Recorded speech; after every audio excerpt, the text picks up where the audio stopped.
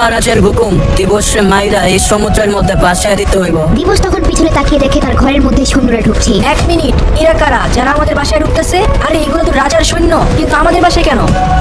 ফিফার ইতিহাসে বারমুডা শহরে ঘটেছিল এক রহস্যময় ঘটনা। এই বারমুডা ম্যাপের মধ্যে বেশিরভাগ রাজাই ক্ষমতার জন্য সাধারণ মানুষের উপর জুলুম করত। এখানে যারাই ভালো মানুষ ছিল তাদেরকে মেরে ফেলা হতো। তবে এই বারমুডা শহরকে স্বাধীন করার জন্য কি ঘটনা ঘটেছিল তা দেখতে চাইলে শেষ পর্যন্ত দেখতে থাকুন। চাচা, আজকে কেন জানি ঘুম আসতেছে না। আরে দিবস, এত রাত হয়ে গেছে, তুমি এখনো কেন জায়গায় আছো? জানি না চাচা, কেন জানি ঘুমই আসতেছে না। দিবস তার ঘর থেকে বের হয়ে একটু হাঁটাহাঁটি করতে সামনে যায়। তখন সেইখানে রিমনার ভিলেজের রাজার কথা মতো তাকে মারার জন্য কিছু সৈন্য আসে। মহারাজের হুকুম দিবসে মাইরা এই সমুদ্রের মধ্যে ভাসিয়ে দিতে হইব। দিবস তখন পিছনে তাকিয়ে দেখে তার ঘরের মধ্যে সৈন্যরা ঢুকছে। এক মিনিট, এরা কারা যারা আমাদের বাসায় ঢুকতেছে? আরে এগুলো তো রাজার সৈন্য, কিন্তু আমাদের বাসায় কেন? তখন দিবস এই কথা বলে তার ঘরের দিকে দৌড়তে থাকে, কিন্তু সে যাওয়ার আগেই তার চাচা সব সৈন্যদের মেরে ফেলে। আরে চাচা সাবধানে। এরপর দিবস ও তার চাচা ঘরের বাইরে এসে কথা বলতে থাকে। মহারাজ আমাদেরকে মারার জন্য সৈন্যদেরকে পাঠাইছে। আরে দিবস, তুমি হয়তো জানো না, তুমি কোনো সাধারণ ছেলে না। কি বলতে চাইতেছো? আমি কে? আমার পরিচয় কি? আসলে তোমার বাবা আমাদের মহারাজের আপন ভাই। কি বলতেছেন চাচা? আমার বাবা তো একজন সাধারণ জেলে ছিল, আর আমার বাবা তো মারা গেছিল নৌকায় ডুবা। ছোট থেকে তো সবাই আমাকে এই কথাই বলতেছিল,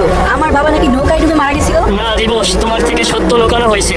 মহারাজ যদি জানতে পারতো তুমি ওনার ভাইয়ের ছিলে, তাহলে তোমাকে তখনই মেরে ফেলতো। আমাকেও মেরে ফেলতো? কি বলতেছেন চাচা? আর মহারাজ আমার বাবাকে মারছে? তোমার বাবা আমাদের মহারাজের বড় ভাই ছিল, আর উনি এই রিমনাম ভিলেজের রাজা হতে চাচ্ছিল। কিন্তু তোমার বাবার ভাই আমাদের মহারাজ সিজন 4 তোমার বাবাকে মেরে ফেলে, আর সে হয়ে যায় আমাদের রিমনাম ভিলেজের কিং। কিন্তু উনি আমাকে কেন মারে নাই? আমাকে কেন জীবিত রাখছে? দিবস, আমি মহারাজের সৈন্য ছিলাম। উনি তোমাকে মারার জন্য আমাকে হুকুম দিয়েছিল, কিন্তু আমি তোমাকে না মেরে মহারাজকে মিথ্যা কথা বলি। এর জন্য উনি এখনো জানে না তুমি যে জীবিত আছো। এত বড় সত্য কথা আমার থেকে কেন লুকিয়ে রাখছেন? তোমার ভালোর জন্যই আমি বলি নাই। এখন তুমি একটা কাজ করো, মহারাজ না জানার আগে তুমি এখান থেকে রাজ্য ছেড়ে দূরে কোথাও চলে যাও। না চাচা, আমি আমার বাবার মৃত্যুর প্রতিশোধ অবশ্যই নিব। আচ্ছা ঠিক আছে দিবস, আমিও তোমার সাথে আছি। এরপর দেখা যায় পিকের রাজা সিজন 1 তার সৈন্যদের সাথে কথা বলছে। মহারাজ, এতক্ষণ ধরে কি ভাবতেছেন? ভাবতেছি হিপ হপের কিছু একটা করতে হবে, কারণ আমাদের রাজ্যের জন্য হিপ হপ অনেকটা আশঙ্কাজনক।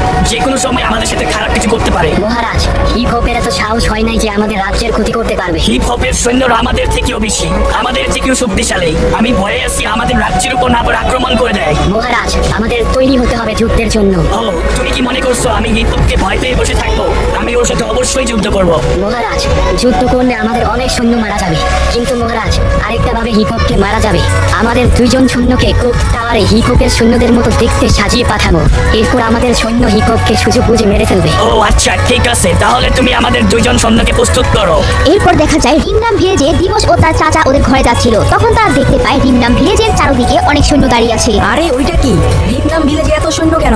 এইটা মনে হয় সিজন 4 এর একটা চাল। কোনো কিছু তো অবশ্যই রাজ্যের মধ্যে হয়েছে। দিবস ও তার চাচা একটু সামনে গিয়ে দেখে সিজন 4 রাজ্যের অনেক মানুষকে তল্লাশি করছে। সৈন্যরা ভালো করে তল্লাশি করো, সবাইকে ভালো করে দেখো, আরেকটা বড় যেন বাকি না থাকে। মহারাজ কি হয়েছে? রাজ্যের কি কোনো কিছু হয়েছে? কাল রাতে আমাদের রাজ্য থেকে সৈন্য চুরি হয়েছে, আর আমাদের রিমনাম ভিলেজের একজন সৈন্যকে মেরে ফেলছে। আর তাই আমি রাজ্যের সব গড় তল্লাশি করতেছি। এতে করে সৈন্য যার করে পাওয়া যাবে সেই আমাদের সৈন্যকে মেরে ফেলছে এবং সৈন্য চুরি করছে। সিজন 4 এর কথার মাঝখানে একজন সৈন্য মহারাজকে ডাক দেয়। মহারাজ সৈন্য পাওয়া গেছে এই ঘর থেকে। এই গড়টা কার? ও, এই গড়টা তো দিবসদের গড়। তাহলে তোমরাই আমাদের সৈন্য চুরি করছো? না, আপনাদের কোথাও ভুল হইতেছে। আমরা কেন সৈন্য চুরি করব? এইটা আমি জানি না। তোমাদের ঘর থেকে সৈন্য পাওয়া গেছে, তাহলে তোমরাই সৈন্য চুরি করছো। সৈন্যরা ওদেরকে বন্দি করো। এরপর দেখা যায় ক্লক টাওয়ারের মন্ত্রী যখন হিপ হপ রাজার রুমের সামনে দিয়ে যাচ্ছিল তখন দেখতে পায় তার রুমের সামনে কোনো সৈন্য নেই। সৈন্যরা, মহারাজ হিপ হপের রুমে একটাও সৈন্য কেন নেই? তোমরা কিভাবে কাজ করতেছো? ভালো করে পাহারা দিতে পারো না? যাও, এক্ষুনি যাও, দুজন গিয়ে মহারাজের রুমের সামনে গিয়ে দাঁড়াও। মন্ত্রীর কথা শুনে দুইজন সৈন্য দৌড় দিয়ে হিপ হপ রাজার রুমের সামনে আসে। মন্ত্রী হয়তো জানে না যে দুইজনকে সে পাঠিয়েছে ওরা আসলে সিজন 1 এর সৈন্য, যারা হিপ হপ রাজাকে মারার জন্য এসেছে। দুইজন সৈন্য হিপ হপ রাজার রুমে প্রবেশ করে এবং তাদের সাথে অস্ত্র ছিল। সোলজার্স, এখন আমার কিছু লাগবে না, তোমরা এখন যেতে পারো। আমি ডাক দিলে তখন আসবে। এখন আমাকে ঘুমাইতে দাও, তোমরা বাইরে যাও। আমরা তো আপনাকে সারা জীবনের জন্য ঘুম পাড়াইতে আসছি। আমার মনে হইতেছে তোমরা আমাদের সৈন্য না, তোমরা অন্য রাজ্য থেকে আসছো। আমার সৈন্যরা আমার সাথে কখনোই এরকম করতো না। আমরা সিজন 1 সাকুরা মহারাজের সৈন্য, আমরা তোকে মারতে আসছি। হা হা হা হা। ভুল জায়গায় আইসা পড়ছো, আমাকে মারা এত সহজ না। হিপ হপ তাদেরকে কথা বলার সুযোগ না দিয়ে তাদেরকে মারা শুরু করে দেয়। মারতে মারতে দুজনকে মেরে ফেলে।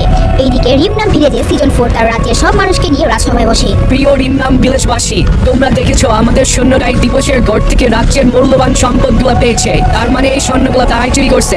এর জন্য আমরা দিবসকে রাষ্ট্রদ্রোহী হিসাবে গণ্য করেছি। আর রাষ্ট্রদ্রোহীদের একটাই সাজা, মৃত্যুদণ্ড। না, আমি এরকম কিছু করি নাই। আপনারা তো আমাকে ভালো করে চিনেন, আমি এরকম কাজ জীবনও করি নাই। আমাদের মনে হয় না দিবস এই কাজ করতে পারে। আপনারা তো সবাই দেখছেন স্বর্ণগুলা দিবসের ঘর থেকে পাওয়া গেছে।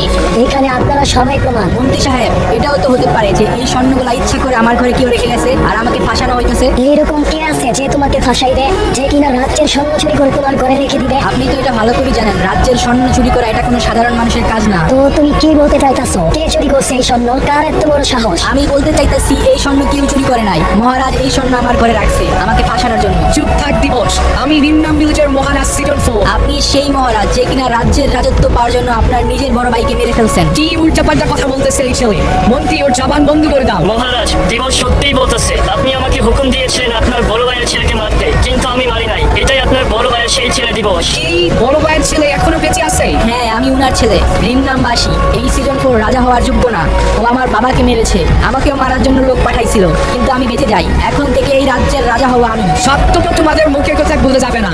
যদি তুমি সত্যি হও তাহলে তুমি আমার সাথে ফাইট করো, যদি তুমি জিততে পারো তাহলে এই রাজ্য তোমার। ঠিক আছে, তাহলে দেখি কে কত শক্তিশালী। আয় দেখি, তোর না এই রাজ্য লাগবে? আমাকে মেরে নিয়ে যা। সিজন 4 এবং দিবস মারামারি শুরু করে। দিবসকে তার চাচা ছোট থেকে অনেক ধরনের ফাইট শিখিয়েছে, যার কারণে দিবস সিজন 4 কে মারতে থাকে। এক পর্যায়ে সিজন 4 তার কাছ থেকে জীবন বাঁচানোর জন্য ভিক্ষা চায়। পার্ট 3 দেখতে চাইলে কমেন্ট বক্সে পার্ট 3 লিখে যাও।